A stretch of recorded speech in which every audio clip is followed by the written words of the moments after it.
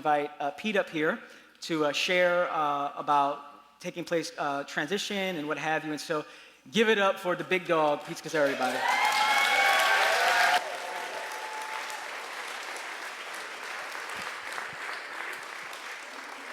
All right. Thank you. So actually, if you remember last week's sermon, leadership transition, from Pete to Rich, our theme here, and our text was on the wind of God, John 3:8, that the wind blows wherever it pleases. You hear its sound, but you cannot tell where it's going, where it comes from, or where it is going. So it is with everyone born of the Spirit. And if you remember, this is the mark of what it means to be a Christian, is that we're open to the Holy Spirit breathing into us personally and into ourselves as a community. And there's a sense of this free-flowing unpredictableness, this sense of disruptive and newness, where God takes us places where we wouldn't necessarily go, but it's where we don't know where it's going. And so this transition, to me, is a very natural, healthy part of what it means for us to be a church that is sensitive and responsive to the Spirit of God. So last year, and on the front page of our website, Rich and I made our opening announcement, and the letter is there. And I want to encourage you, if you've never read the letter I wrote and the letter Rich wrote after that, go to newlifefellowship.org, and you'll see Pete's transition, and you can read all that. And I encourage you to do that if you've not done that. But there's three questions I want to respond to today, and lots of questions have come up in the last year. What's happened, what is happening, and what will happen, in the fall with Pete and Jerry. So the question of what has happened, a friend of mine, actually Gordon McDonald, has been one of my mentors for many, many years, who's going to speak here in September. He wrote a book, and I think the title of the book is a good title because it's what many people who told me not to do the transition warned me about. And here's what I want to say. Who stole my church? And he's right here. Rich and Red right behind him, over those two guys, all right? That's right. So they stole it. Great title. So again, we planted the church really 26 years ago as of this September, 1987. And those 5 M's of monastic, multiracial, emotionally healthy, marriage to Christ, and missional, those are not like we sat in a room and said, oh, what would be some really good values for our church? These are values, for those of you who are newer here, that were born out of literally 2.5 decades of labor and suffering and pain and mistakes and failures that we made. But we believe very much that Jesus died and rose from the dead to birth a church, and every church has a unique charism and calling, and those 5 M's really do articulate what we will die for. You see, a value is something you'll die for. That's what makes it a value. So, for example, multiracial, to be a church that bridges racial, cultural, economic, and gender barriers, say the church went down to 0, it wouldn't matter. We're still going to have the same value. We're going to die on the hill of reconciliation. So each of those 5 values, friends, are very deep in who we are as a church. It is who we are. And so I have actually been trying to transition out of the senior pastor role for well over 10 years, for quite a while. In fact, some would say on our board, Pete, you were trying to transition 20 years ago. And the reason is I can lead and be the senior pastor. But leading the church, in light of how God uniquely has made me, it puts pressure on me. And in other words, as Bob Beal, who's this fellow who's quite a world-renowned leadership developer consultant guy, I met with him recently over my own future with EHS, and he says, Pete, he says, you're a strong developer, strong player, and you don't like being captain of anything. And it's true, even my basketball team in high school, I didn't want to be the captain. Just give me the ball and I'll take my shot from the corner, In fact, give me the ball a lot if you could please do that. But being the captain and head coach, I can do it. I've done it for 25 and a half years, but it really wasn't ever my tremendous passion to do so. It was a matter of, but I did have a vision and values of what this church, God called our church to be, and kind of laying a foundation. But I am more artistic, as I've shared earlier. I'm more of a creative, imagining, writing of possibilities. My contribution is leadership from 10,000 feet, breaking ground. But the leadership of a day-to-day running of a church, we have a large staff, we have a large church going on here, friends.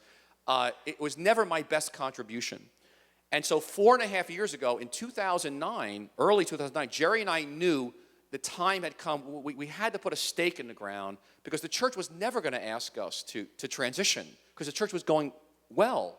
And so in 2009, we said, we are going to transition in September of 2013, and we gave the church and the board 4.5 years notice. So we got to work now for this, which would be this September. So we were convinced at the same time that God was calling us to stay at New Life, to serve and support the new leadership, and take our vision and values into the future with the new leadership. And so, again, New Life is still growing and flourishing, but we wanted to pour our best energy into the next generation while we're still young enough. And so this gave the elders and us 4.5 years for a slow, prayerful process. And so, again, one of the first things the elders did, we began to research how have other churches transitioned from a founder. And we looked around the country, hired the best consultant, and we found out there were very, very few success stories. In fact, most churches fail at this and end up wandering sometimes for decades, sometimes forever. And in fact, they said if the founder stays, there's a 33% chance of success. If he leaves, there's even a lesser opportunity for success. So understand, we were going into it very sobered by these kind of statistics. And so the following were the key stages of our transition process. One, we determined Pete's role. Like, Pete, what role are you going to play once this transition takes place and you step aside as the lead senior pastor? Then we determined, what's the future point leader's job description? The new senior pastor are now called a lead pastor. Because you see, if I had left, the person who's going to be the lead pastor was going to spend the first few years basically picking up bodies. It would be a very different type of lead pastor. There could be so much pain in the place that you probably wouldn't be leading forward too much. You would kind of be doing triage. So it's a different kind of a leader that you'd probably be looking for. So then we determined, we formed a transitional task force to look at, now a search. And we ended up looking internally. We identified some candidates. There he was. There's Rich Velotis, okay? I say we put that picture somewhere in the lobby downstairs. And so once we landed on Rich, we set up a 1-year framework, for testing Rich, about making sure, according to 1 Timothy 3, it says, don't be hasty on the laying on of hands. And deacons must first be tested. And so we have Rich a year of basically watching him. We made him at that point, the number 2 guy in the organization. We affirmed him as the new leader after a year. And he began functioning as the number 2 person under myself. All the staff began reporting to him really in 2011 of December. And that was really, you realize, over 2 years ago, or almost 2 years ago. So actually, this past year, so we announced it last year at this time, and then what we basically did was Rich has been functioning as the lead pastor actually for this whole year. We've not told you. It was sneaky. But basically that if he messed up, then at least I could take the blame for it. But he hasn't. He's done a great job. And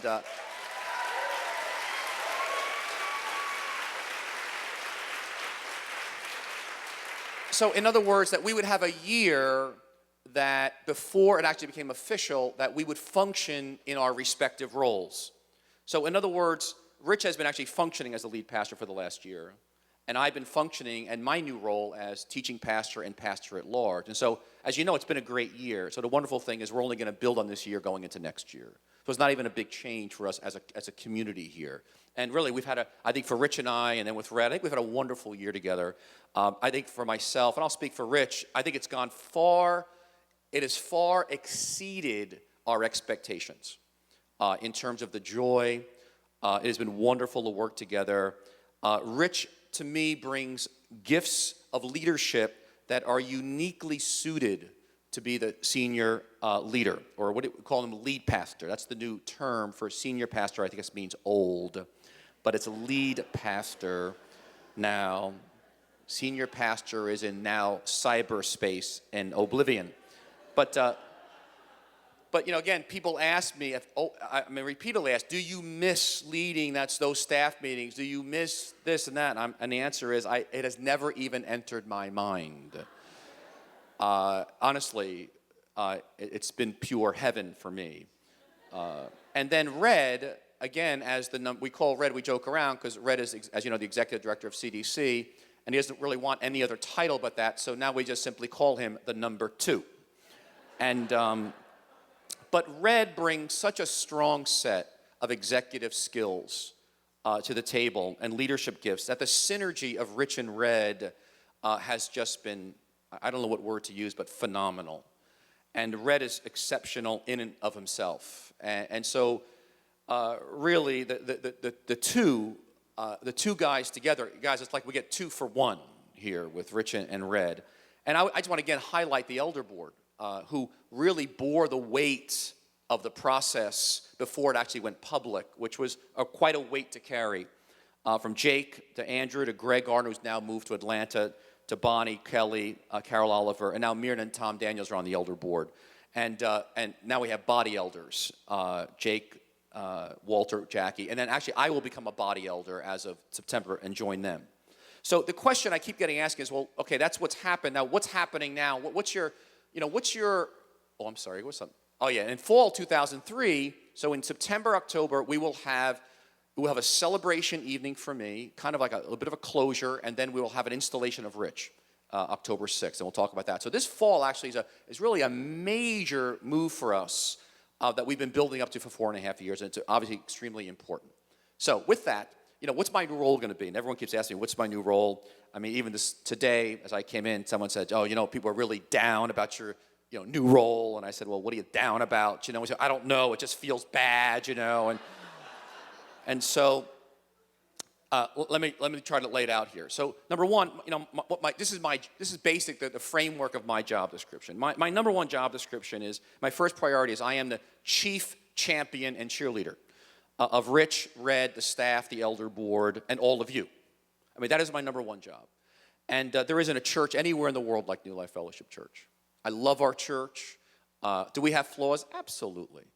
But I wouldn't want to be anywhere else but in this community. I love being a part of New Life. And so I really do see my first job as, in any way and every way that I can, I am chief cheerleader and champion for Rich, Red, everybody else on the staff. Number two is I'll continue to be a teaching pastor and preaching, doing retreats, etc. at New Life. But again, under Rich's leadership.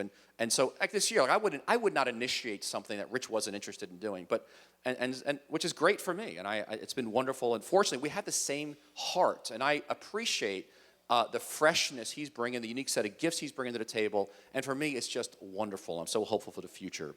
Number three, I will lead a small group. Jerry and I have led small groups in probably 25 of our 26 years. We lead a small group at New Life Fellowship Church, and we will continue to do that this year in our basement. We call ours Firm. Jerry and I remain very passionate for the marriage ministry at New Life. And so Jerry's not going to direct it. There's a team now led by Rich directing it, but it will probably be one of our strongest contributions. We'll be shaping that marriage and then moving into singles and sexuality at New Life Fellowship. It's one of our callings we know personally and that we will continue to bring to New Life Fellowship. New Life Fellowship is the place where we are working out as we're in our own growth curve doing research and development. And Jerry, of course, will be doing that. I will be writing. That's a big piece. I mean, Jerry and I will work more together, but I've got things to write, which nicely is I have some little more space to do that. So as you know, I've written a bunch of stuff, and Jerry's written some, and we've given our lives to develop materials, but we've got a lot more in us. And so the nice thing about not running the day-to-day is it gives us a bit more space. But all of our curriculums, all of our books, all of our materials have always been birthed out of the lifeblood, messiness, and soil of New Life Fellowship community. These are not materials we're sitting in a library creating. These are coming out of our life together. That's what makes them so powerful. And so we will continue to do that. So some of the projects I'm working on are things like a book right now called The Emotionally Healthy Leader. And it's all the leadership lessons I've learned over the years that are not in your average leadership books. We're going to do a book and a curriculum on marriages. which, as you know, we've been teaching about marriage for 17 years. And there'll be a curriculum with that. And it's got to go into singles and sexuality as well, which we know is a massive need in our culture. And a daily office, we want to create a 1 year at some point daily office by seasons. And I do want to write about reconciliation.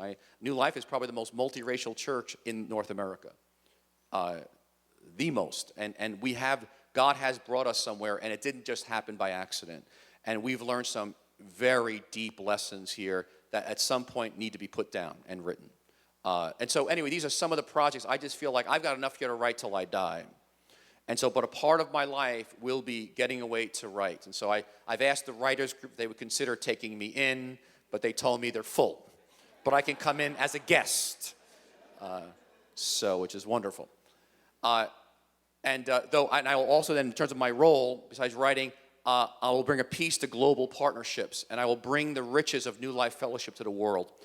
Just like our Community Development Corporation, while it's a separate corporation legally in the state of New York, we have always seen our Community Development Corporation, it flows out of the life of the church. In other words, we don't approach community development like it's a separate organization over there, even though it's a separate board. Spiritually, we understand it flows out of the lifeblood and life of New Life Fellowship. That's the beauty and power of community development for us. Well, that's the same way that we see emotional healthy spirituality. Emotional healthy spirituality, what gives it its power is it flows out of New Life Fellowship Church. It's not something out there on the side. I'm bringing New Life greetings wherever we go around the world, but what people are getting is New Life Fellowship. And it's not Pete and Jerry apart from this body, apart from this community of people. And so we look forward to bringing many of you on mission trips. And this summer, we're bringing some of you, I know, and I know Rick and Gigi are in the Philippines, and they're coming with us to Singapore this summer, and so is Kelly and Shirley to do some teaching. And we're looking forward to going to Latin America with all of those of you who speak Spanish, and we look forward to that. Seventhly, I will continue to network and connect resources to Community Development Corporation. I feel like one of my contributions as I travel is people with resources and gifts to bring that to bear on what Red is building and the Board of Community Development is building. And then finally, NLU, I'll be involved with, Rich will talk about this later, in serving to develop leaders and mentors here at New Life. And so, needless to say, I will be engaged in the church. This is my church and my home, so I'm not like leaving town. And someone said, we going to see you like once a quarter or something? No, this is our home. And but I like what Mark Twain wrote. He goes, reports of my demise have been greatly exaggerated. and so, really, you are now, I really feel like New Life Fellowship Church will continue to get the best of me while minimizing my weaknesses. So in some ways, I think we've all gotten a better deal out of this by responding to what I would say is the wind of the Spirit. Again, as I said, Rich, I think, is uniquely suited for this role. This past week, I filled in for him. We create preaching labs as we develop preachers. And so I did Red's preaching lab, and Rich had laid out kind of a format. There was 8 of us in the room, and it was really fabulous, actually.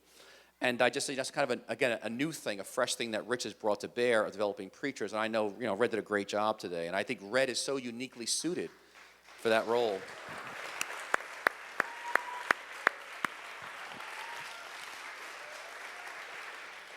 And again, I think New Life Fellowship, we have to remember, is a movement. It's not a monument to a person, and it's not an institution. And so I do believe with all my heart that the greatest investment that Jerry and I can bring is to invest in you as the next generation of leaders to bring forth New Life for the next 25 years. And I'm looking at the year 2038, 2040. So out of that, what will happen what will happen next? And what's going to happen next is there's 2 important dates. And the first is September 27th at Terrace in the Park. There'll be a celebration. And really, as I've thought about it, we haven't had a full discussion about it.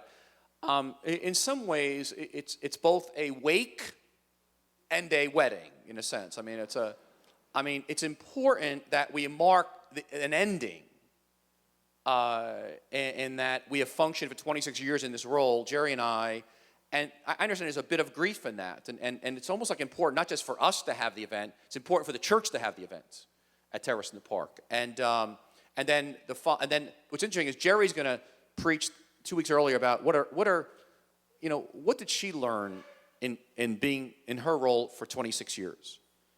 And then I will preach that following Sunday on the 29th of September. What did I learn in 26 years here of being the senior pastor? And I'm looking forward to those two messages, And then that following Sunday, we will install Rich in the 3 services on October 6th, and we will do a kind of a reception for him. And so, but as Jerry and I were just talking about it, we said it's really not just for us. It's really for you. It's really for our community and those beyond who have really invested to cause New Life to become what it has. New Life is a phenomenon now. New Life is an amazing place. I mean, what God has done here is only the Holy Spirit could have done what's happened here. It's really quite remarkable and exciting. So I think that's it. I think other things are happening, but I think those 2 events in that month, and we're calling the whole month New Beginnings. And you'll see it in the flyer in your bulletin, New Beginnings at New Life from September, I believe it's September 13th, 15th of September through October, I think it's October 6th, not October 4th. That Sunday, I believe, is the 6th. It's the wrong date. But it's really a month of transition. But I just so you know, what's interesting, this process of transition has been such a joy, such a wonder to behold. It has unleashed such life. Do you understand? I was leading 3 organizations at one time. I was leading the Community Development Corporation, and now Red is. I was leading New Life Fellowship Church, and now Rich is. And I was leading Emotional Healthy Spirituality, and as I'll explain later, now a woman named Cheryl is leading that. But we have taken what was, in a sense, a seed, and the expansion that has happened with the kind of quality people leading each of those is really a wonder to behold, and something for which we can, especially those of us who are elders who prayed for years, knowing we're kind of holding on, waiting on God, praying, God, you know the right people for these positions for New Life to go the next phase. But in the meantime, Pete will keep these plates spinning, and the elders will keep the plates spinning as we wait on the Lord for the right people at the right time for this transition to take place. And it is just, I can't tell you how much I commend our board. We have a great praying elder board, and that the fruit of that life we are enjoying right now as a church. Yeah, give them a hand.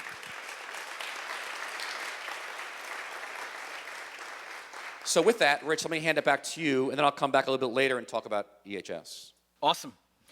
Okay.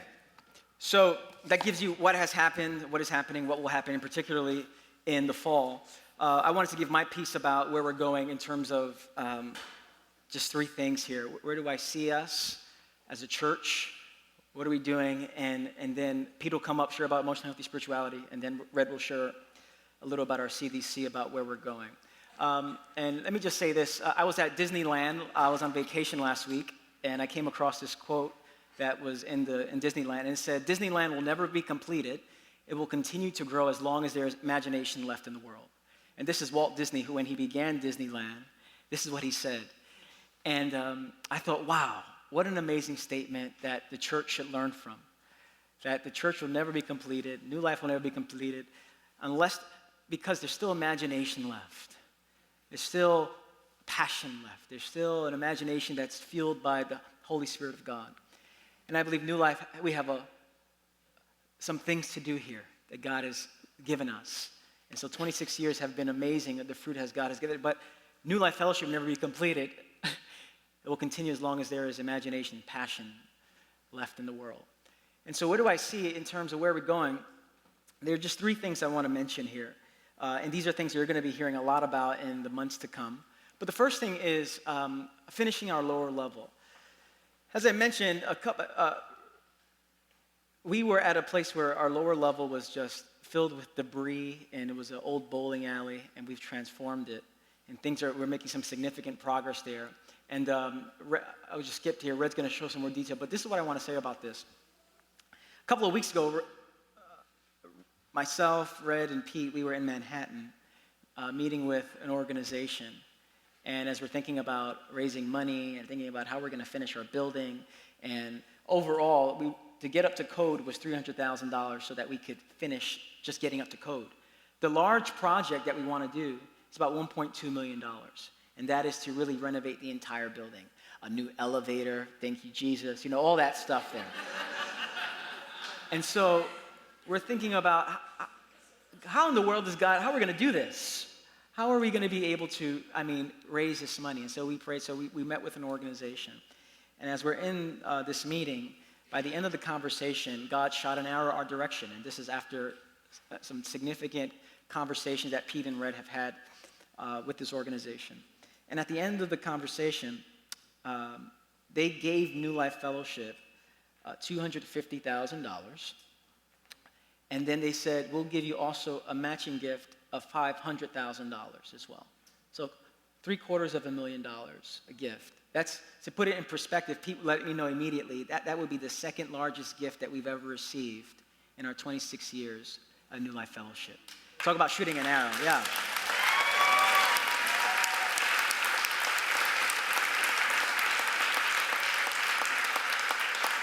The funny thing is, as we're in the conversation and the person says, this is what we're going to do for you guys, on the outside, I'm looking really cool. I'm just like, okay, yeah, that sounds great. That sounds fantastic. And on the inside, I'm doing flips, And Red and I get out, and we get to the lobby area, and Red looks at me and says, can we celebrate now? And I said, no, we got to wait till we get in the elevator. And so we walk in the elevator and the door's closed. I'm sure there were cameras looking at us. But we started chest bumping each other. We were,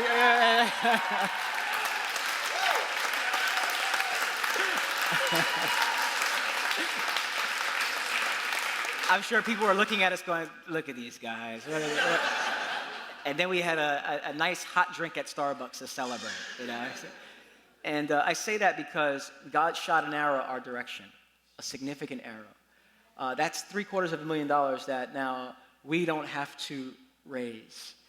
And for me, that was a sign, wait a second, God, you've been with us for 26 years, and it's another sign you're going to be with us another 26, and another 26, and how long it takes until you consummate this entire thing here. And so I say that because, note, it's a matching gift, and you're going to hear about this in the months to come. They said for every dollar that you give, we'll give you $1. For every dollar that your church donates, we'll give you $1. For every up to $500,000. And so you'll be hearing about this more, but what a wonderful opportunity for us to respond. We think about $1.2 million.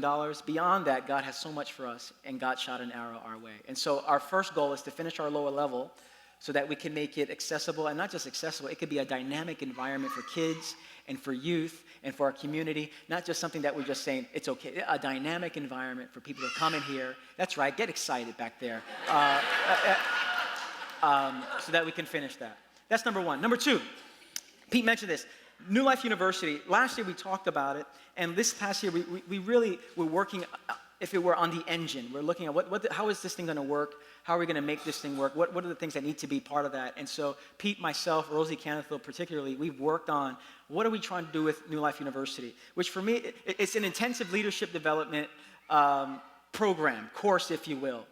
And the goal of it is to intentionally invest in leaders who can take their place here at New Life Fellowship and beyond, which I'm going to talk about in a moment. And so we're looking at this fall or early next year. That's the time frame that we have to really start piloting this with maybe 10, 15 leaders.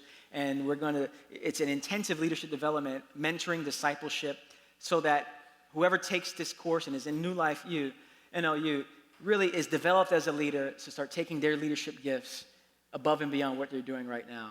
And I believe God has equipped so many of you in this room to be dynamic leaders. And what you need, some of you just need is a little bit of just encouragement and a little forming. But God has blessed you with incredible gifts, and I'm excited about seeing what's going to emerge out of this. And so New Life University is something we're working with. We've spent a lot of time figuring out what is it going to look like, how is it going to work, and that's what we've done over the last year. And I'm hopeful that over the next year we'll be able to start piloting some things, which will be really a pipeline of leadership as we move into the future, which informs this third thing. At New Life, we are a community of about 1,500 people. Our Sunday attendance is anywhere in the range of 1,200 to 1,350. And so that's what's happening on a Sunday. And there's only so much more space that we can have to accommodate people. And so you talk about the wind of the Spirit, as Pete preached that wonderful message last week. How do we sense God blowing us? And I sense God blowing us to different parts of New York City, where New Life Fellowship communities can take root in different parts of New York City to be a blessing to the world and really embody the 5 values of monastic, multiracial, emotional health, marriage to Christ, and being a missional community. And so in many respects, if we just kept this in Elmhurst, it would really be like a sin to keep this in Elmhurst, all the wonderful gifts that God has given us. He's given us so much opportunity beyond, throughout the world and also in New York City, to really be a witness for his kingdom and his power throughout the city. And so NLU really, it flows into new life communities throughout the city. Some people call it multi-site, some people call it, just different communities. There's so many different ways. For me, that's irrelevant at this point. What is important is we're realizing New York City is an incredible harvest field of people who need to know who this Jesus is and have their lives formed into his image. And what we're doing in Queens is great, but I believe God's given us opportunities throughout New York City to do that. And so you'll be hearing more about that as well. But I am excited that NLU will be a pipeline to begin to empower and release leaders so that New Life can move beyond just these 4 walls and this building to start taking root in different parts of the city. And I'm very excited about that. And I believe God is breathing something. I think there's something that's happening in New York City. I think there's wonderful things that are emerging. And I believe God is inviting us to take our place and take our stand among what's happening here as well. And so finishing our lower level, NLU, which is an intensive leadership development, which serves new life communities throughout New York City. And that's what's happening locally here. And there's a lot happening globally.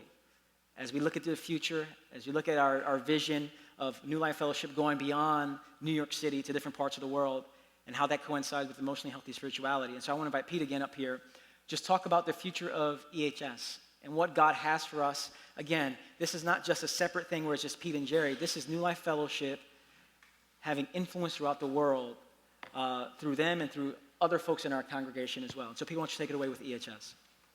So it's important to kind of just pause for a moment. I mean, EHS, to our surprise, the last probably 2 to 3 years, it had a slow growth. It's been growing ever since it kind of started 7 or 8 years ago. But the last few years, it really kind of exploded out globally. And so I just wanted to let you just see that it's important to understand that in these countries I'm going to list, in many of these countries, they are launching movements. Not just some people doing EHS, they're actually launching movements of people that want to be trainers and consultants to implement EHS or basically our values into churches across the country on a large scale, which just so you know, I don't have any experience or capability on how to do that. I mean, I've done our church in 25 and a half years, but how do you do it in a country? I have no idea. And so just so you know, we recently hired an executive director for emotional spirituality. She lives in Canada. She's incredibly gifted and sharp. She works half-time with Willow Creek Association. They gave her to us half-time. She's just brilliantly gifted, experienced in this whole thing of coaching. So here's some of the countries we're in. Canada, United Kingdom, England, Scotland, Australia, New Zealand, which we're going this summer, South Africa, Brazil, Singapore, Malaysia, the Philippines, South Korea, India, Colombia, Mexico, Chile, Peru, Argentina, Ecuador, Honduras, Costa Rica, Paraguay, Germany, Switzerland, and of course, we're in our own country, the U.S. And just, we didn't have a plan. We didn't sit down and have a plan for this. It just happened. And so, a person who right now kind of just handles EHS for us, she gets about 100 to 200 emails a day, just coming in with questions and looking for resources, etc. And so the number one job of the person who's now the executive director, her job is to figure out how do we help make this a self-sustaining financial model. Because right now, New Life is pretty much, we're funding this thing. And obviously, these countries don't have lots of resources. And we're trying to she's got to figure out what's a model here as we train coaches and trainers around the world. That's her number one challenge. But because I'm excited not about raising money for emotional spirituality, I'm much more concerned about bringing resources actually to our Community Development Corporation long term. And because again, my first priority is New Life and our CDC, out of which flows EHS for me. And again, remember, EHS, the model of EHS is New Life Fellowship Church. Without a New Life Fellowship Church, it doesn't have the kind of power and oomph globally. It's just another thing somebody wrote in a book. but nobody's necessarily living it. That's the greatness of people coming in for our conference on a yearly basis. They actually see it, and they want to say, is this really true, or is it just another stuff written in a book? And so that's where we are, and that's where it's going. And so global partnerships needs a major oomph here at New Life to come alongside this. And this is one of our next big discussion items in the next 6 months. How do we as a church now, what do we do with all this? And how do we facilitate it? And one of the reasons we want to redo the building is move offices so we got some space for this to actually take place. Okay? So, red. Rich, the characteristics of EHS churches, we'll mention it later.